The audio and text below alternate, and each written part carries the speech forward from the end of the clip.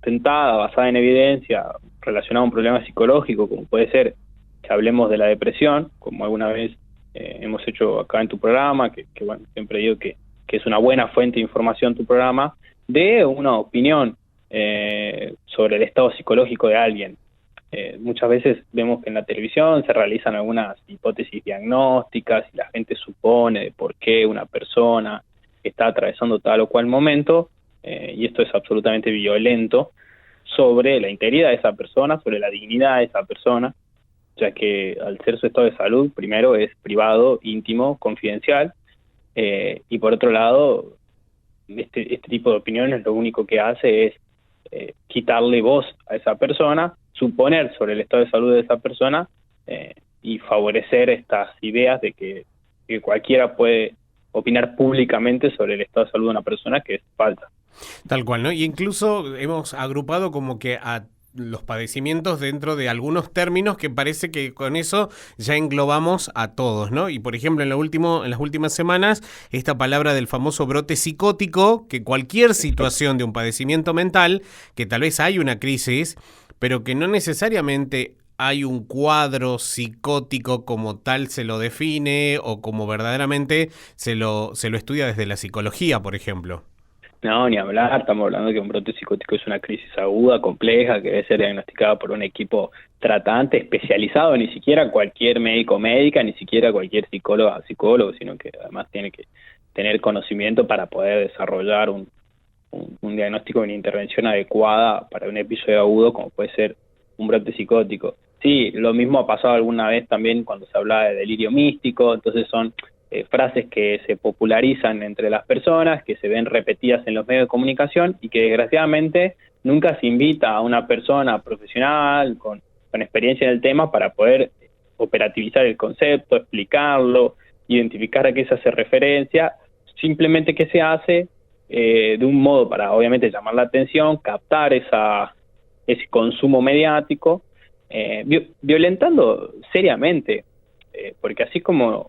no está bueno que públicamente salga, por ejemplo, mi último análisis de sangre, haya salido como haya salido y que se opine abiertamente sobre mi último análisis de sangre, tampoco la gente tendría por qué hablar de mi estado psicológico, menos desde un discurso muy moralizante, ¿no? De si está bien o está mal, de por qué le pasa eso a determinadas personas, con cierta condescendencia también. Y una de las grandes cosas que terminan sucediendo, por ejemplo, es que se sigue favoreciendo esta situación de asociar violencia con salud mental, en realidad con diagnósticos psicológicos, ¿no? Por esta también etiología del concepto, etiología en ciertas dimensiones del concepto de locura, porque el concepto de locura tiene muchas dimensiones, dimensión legal, moral, normalizante, capacitista, bueno, da para largo, pero es cierto que se sigue asociando los problemas psicológicos con la violencia cuando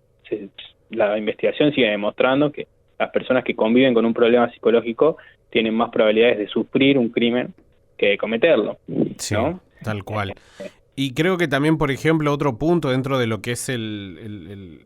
campo de la salud mental es el tema de, por ejemplo, el consumo problemático, ¿no? Todo tipo de consumo se lo criminaliza y por ende es Seguro. abordado desde ese mismo lugar, ¿no? Desde la perspectiva prácticamente policial y no desde el punto de vista de la salud pública y además con esta idea de que la internación es la única solución cuando los abordajes son tan diferentes como las personas que tienen el padecimiento.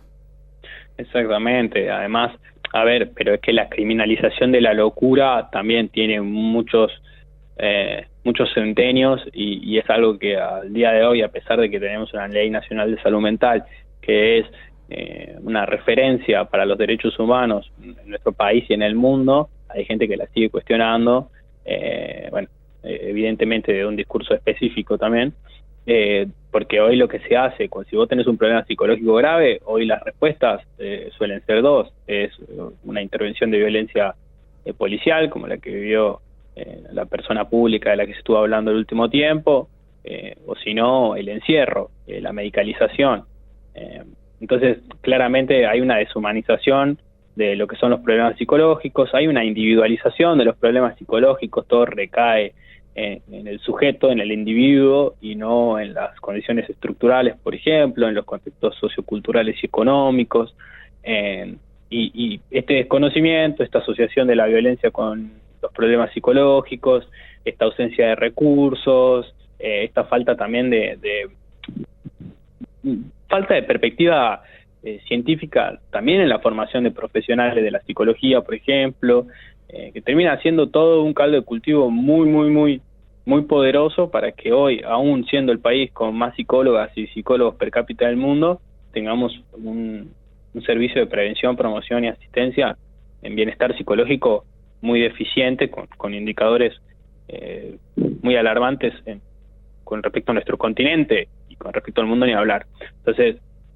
si bien esto lo tenemos que abordar de distintos lugares, lo primero que tiene que existir es un compromiso político, porque también se tiene que respetar la ley y los presupuestos asignados, que tampoco nunca se han respetado, pero por otro lado también tenemos que hacer una revolución comunicativa, social,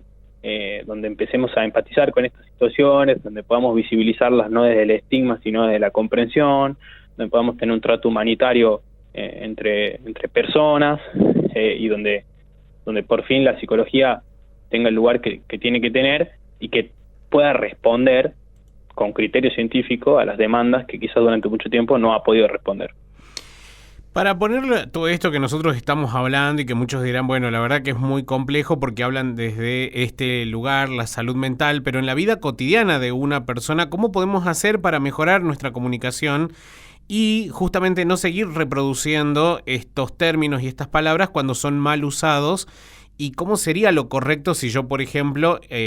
necesito comunicar que estoy, por ejemplo, ante una situación de una persona que está en una crisis en su salud mental y necesito definirla o ponerla en palabras? Bueno, primero hay que diferenciar lo que es, por ejemplo, tu responsabilidad pública y social al ser un comunicador, de una charla entre amigos. De café. Claro, en un asado, ¿no? O sea, hay una diferenciación. Eso es muy importante. Primero porque si se va a hacer una comunicación pública del estado de salud psicológica de alguien, primero lo ideal sería que esa persona sea la que pueda testimoniar sobre su estado de salud, y si no, que sea el equipo tratante junto a las personas encargadas, familiares, allegadas, que verdaderamente sean representantes, que puedan hablar de la situación de esa persona de la forma más profesional, médica, técnica posible. Quiero decir, si una persona está internada por una situación aguda y no puede dar su testimonio de lo que está pasando, cómo lo está viviendo, bueno, hay un equipo tratante que en ese momento puede dar un parte oficial de prensa, un parte de comunicado, y tiene que empezar y acabar ahí, no empezar a ver una cantidad de suposiciones alrededor, sobre todo esto de orden moral. Segundo, si se va a hablar de salud mental, lo ideal sería que se haga con profesionales debidamente titulados, matriculados y con conocimiento en la temática, porque si no también esto es una falacia de autoridad. Yo, por ser psicólogo, no es que sé más que nadie sobre todos los temas y mi palabra es más válida que nadie, pero hay sobre algunos temas en los que estoy más formado quizás y donde que tengo otra experiencia que me permite dar otro tipo de perspectiva. Lo ideal sería siempre que en este tipo de divulgaciones también se contacte con profesionales que bueno, tengan entrenamiento en poder comunicar estas cuestiones, que tampoco es sencillo. Siempre es también importante no solamente dar testimonio de la comunicación profesional, que cuando se habla de salud mental, lo mejor es dar información desde fuentes de criterio científico, y por otro lado también brindar números de asistencia, por ejemplo, líneas de asistencia en las cuales las personas, se está hablando de un tema determinado, como por ejemplo puede ser la depresión, en los cuales las personas puedan o tengan la posibilidad de llamar, consultar, preguntar, ¿no? No solamente hablar del tema, sino también darle la posibilidad a la gente de saber cuáles son las instituciones, espacios, fundaciones que se encuentran encargadas de esa situación. En realidad hoy creo que en general lo que nos está faltando mucho es preguntar, ¿no? Uh-huh. Nosotros primero sacamos conclusiones y después preguntamos. Hoy en realidad está bueno preguntar, permitir que las personas autodeterminen y puedan decidir desde su postura humana qué desean y qué no desean que se comunique en medios masivos, pero al fin y al cabo es mi formación privada.